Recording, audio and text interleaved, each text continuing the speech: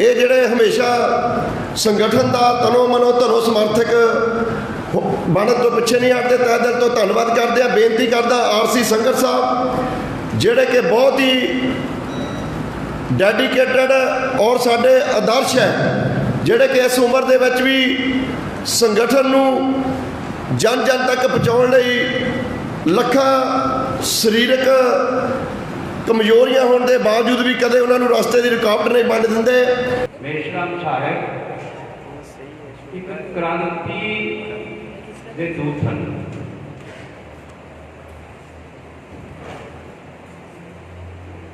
जिहड़ी इस देश के विच जिसकी बहुत लोड़ है, उसके संबंध में मेरे तो पहले बहुत साथियों ने विचार साझे किए हैं। तो अज का विषय इलैक्शनां दे विच EVM का इस्तेमाल है। उसके संबंध में मैं ये कहना चाहता हाँ कि इलैक्शन ही लोकतंत्र की आत्मा जीत जान होती है। अगर इलैक्शन ही षड्यंत्रकारी तरीके के नाल एक फॉर्मैलिटी बना दी जाए तो असी महसूस करते हाँ इस देश के अंदर, इस देश का लोकतंत्र बहुत ही खतरे में है। और इस तो इलावा जो खतरे आने वाले संभावनावां हैं उस विच मैं महसूस करता हाँ कि बाबा साहब द्वारा लिखित भारत का संविधान सब तो पहले मैं समझदा हाँ ये जो प्रतिक्रांति वाली शक्तियां हैं वो ये संविधान को तहस नहस कर लगी हैं। और आने वाले टाइम के अंदर सीधे तौर के ऊपर मनुस्मृति लागू की जाए। ये कोई छोटे मोटे खतरे नहीं है जिहड़ियां मैं तुहानूं पहलां दस रहा।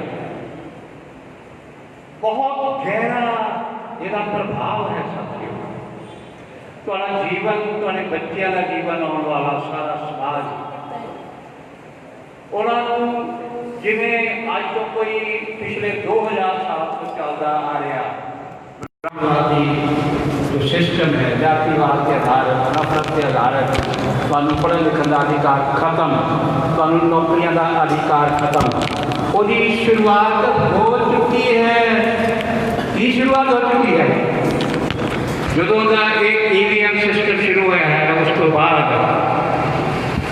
उन्होंने आउंदे ही जिन्होंने यह इलैक्शन जितया EVM नाल ते काम किया, आउंदे ही प्राइवेटाइजेशन शुरू की।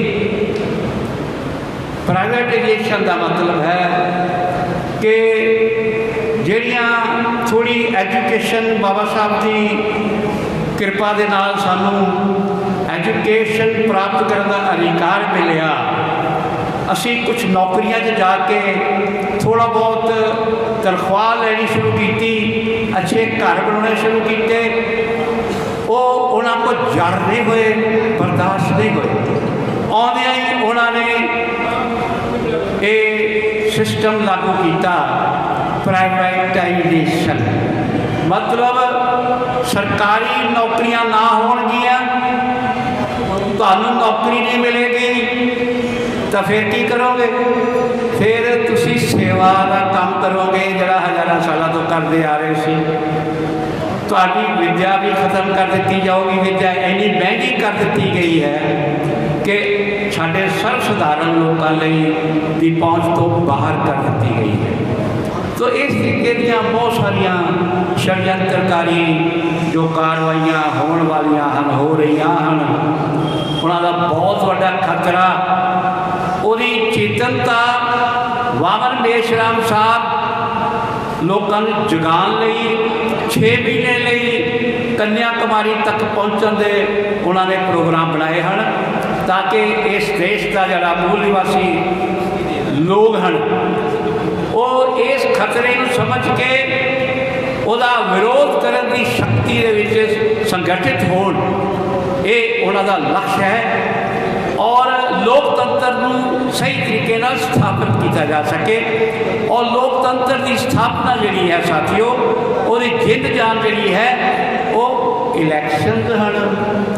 अगर इलैक्शन के अंदर ही सारा कुछ गड़बड़ी कर जाए और एक कह लो फॉर्मैलिटी जी सानू नज़र आती होवे तो मैं समझदा हाँ कि बहुत बड़ा खतरा इस देश का है जिसके प्रति लोगों को जागृत करने लई जागरूक करने लई उठ के खड़े होने लई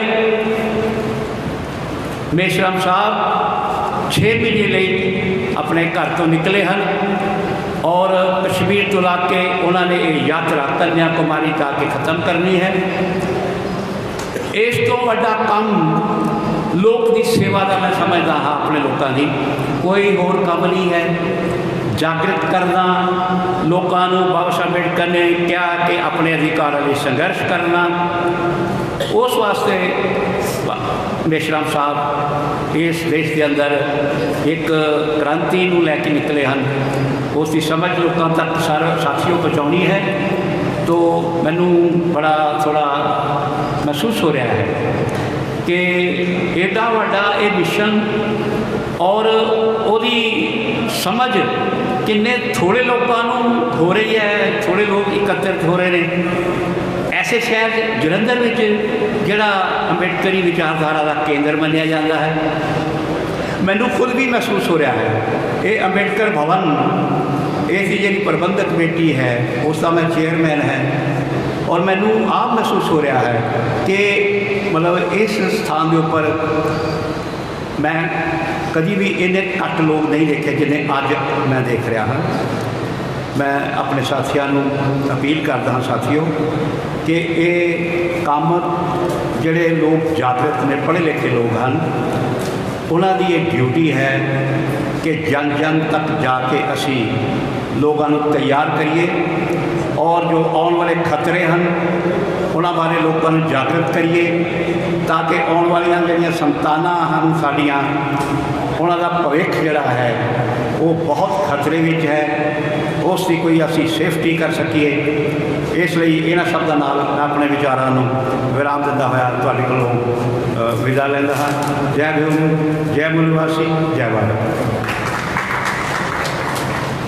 बहुत बहुत धन्यवाद मानयोग बेनती करदा आरसी संगत साहब जिहड़े कि बहुत ही डेडिकेटेड और साडे आदर्श है जिहड़े कि इस उम्र दे विच भी संगठन नूं जन जन तक पहुँचाउण लई लखां सरीरक कमजोरियां होने के बावजूद भी कदे उन्होंने रास्ते की रुकावट नहीं बन देंगे। मेशराम साहब को उन्होंने 2 मिनट लिए उन्होंने जरूर रूबरू होने जोड़ा कहा कि भी समा जरूर आरसी संगत साहब को देना क्योंकि संस्थापक मैंबर भी है बहुजन भारत मुक्ति मोर्चा के जोड़ा कि एक स्ट्रोंग एजुकेशनल बैंक है और बहुजन क्रांति मोर्चे का वो अपनी संगठन शक्ति के माध्यम तो इस देश के अंदर परिवर्तन यात्रा के नाल जोड़ा वो मजबूत हिस्सेदार है। आरसी संगत साहब संस्थापक भारत मुक्ति मोर्चा पंजाब।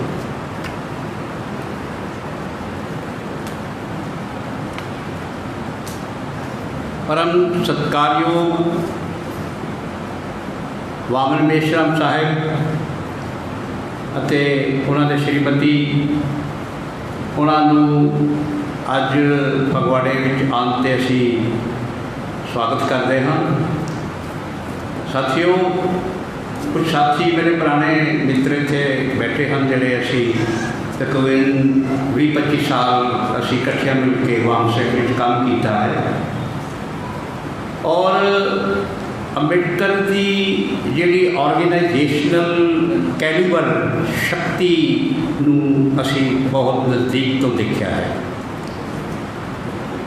और उस शक्ति के नाल मेश्राम साहब ने कन्याकुमारी तो लग के कश्मीर तक अपने लोगों को जथेबंद किया है और इन्हां दी जिहड़ी ऑर्गेनाइजेशनल स्किल है उस तो ईवन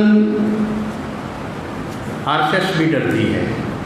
इस लैवल तक मेश्राम साहब इस ऑर्गेनाइजेशन में लैके गए हैं। तो कोई जिन्होंने आप सुन जा रहे हैं कोई एवं साधारण आम जिहा बंदा नहीं है। नैशनल ही नहीं इंटरनेशनल लैवल के उपर मेश्राम जी एक लीडर के तौर के उपर जाने जाते हैं। इस करके मैं साथियों तुहानूं दस दिया कि मैं बाबा साहब डॉक्टर अंबेडकर की किताब पढ़ रहा सी ते उन्होंने लिखा कि जदों मैं संविधान लिख के बाहर आया तो मैं मुस्करा रहा सी।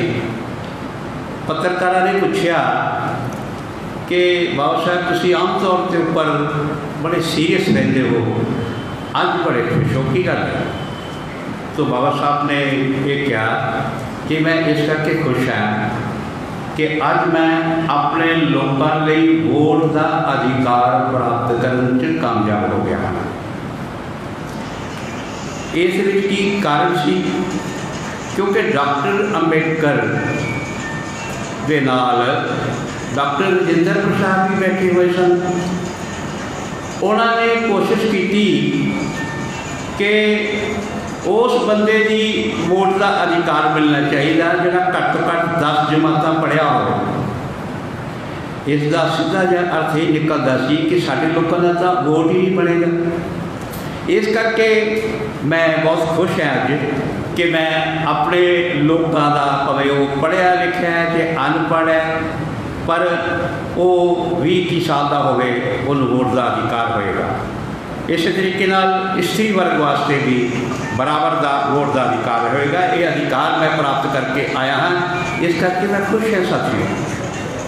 तो साथियों जिस वोट लई बाबा साहब अंबेडकर बहुत संघर्ष करने तो बाद प्राप्ति करने इन्ने खुश होए उस वोट का अधिकार जिहड़ा साडे कोलों अज खोया जा रहा है। किस तरीके नाल खोया जा रहा है? बेईमानी के नाल षडयंत्र करके EVM के जरिए। साथियों सानू पता है कि अज साइंस जिहड़ी है जिहड़े चंद्रमा के उपर जाते हैं उत्थे अगर उन्हों का जिहड़ा सिस्टम है वो कोई खराबी हो जाए तो जिहड़े थले बैठे लोग आ वो थले बैठे ही उन्होंने सही कर देंगे। इन्नी जानकारी इन्नी प्रोग्रेस इन्नी मतलब जी साइंटिफिक नॉलेज लोगों को हो गई है। तो EVM को ऑपरेट करना बाहरों उन्होंने कोई खास गल नहीं। तो साथियों इस करके ही बाबा मेश्राम साहब जिहड़ा साडे कोलों मतलब जी इलैक्शन जिहड़ा है इलैक्शन एक बहुत वड्डा मंबा है लोकतंत्र लिए। अगर लोकतंत्र में इलैक्शन ही ठीक तरीके नाल नहीं होंगे तो उन्होंने आप लोकतंत्र नहीं कह सकते। तो साथियों इस करके ये जो लोकतंत्र का साडा अधिकार है वो साडे कोलों खोया जा रहा है इनडायरैक्टली धोखे नाल।